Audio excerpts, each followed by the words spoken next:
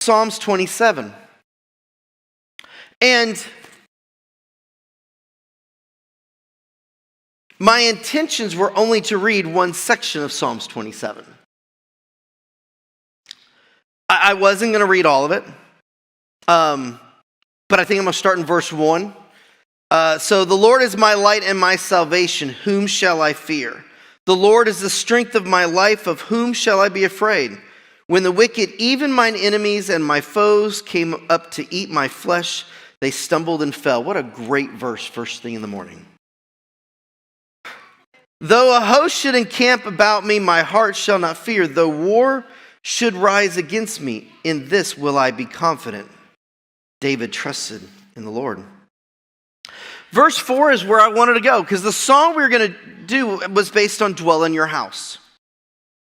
And there's a lot of different songs that talk about looking for the Lord and trying to be in his habitation and be in his dwelling place and be where he's at. And it says, one thing I desired of the Lord, King David's talking, that will I seek after, that I may dwell in the house of the Lord in all the days of my life, to behold the beauty of the Lord and inquire into his temple. King David was known after a man after God's own heart. And honestly, we have always based that who he was to God. I always did. Psalms 51, because he was humble, contrite. He said, against you and you alone, Lord, have I sinned. He didn't place blame. He didn't try to shift it to anyone else. All he said was, against you and you alone have I sinned, and fix my heart. Help me change something over.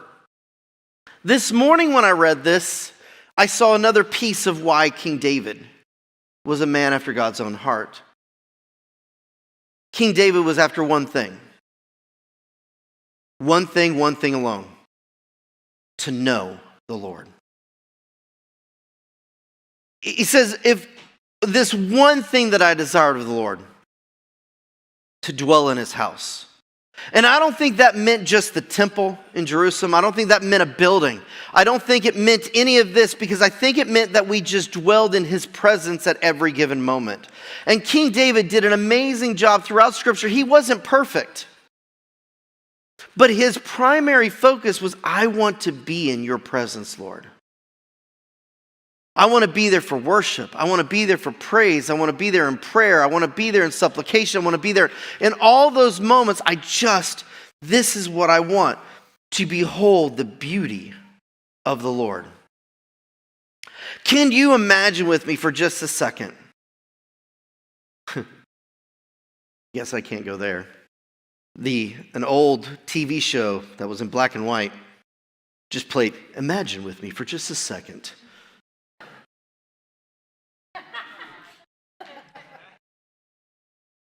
A time that all you did was spend searching after God.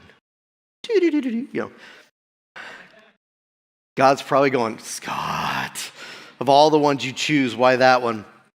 But seriously, if we set aside everything else, and I know we can't do this because we have lives, we have children, we have jobs, we have relationships, we have family, we have spouses, we have new puppies that we have to take care of. We have all sorts of things that have to do with our life.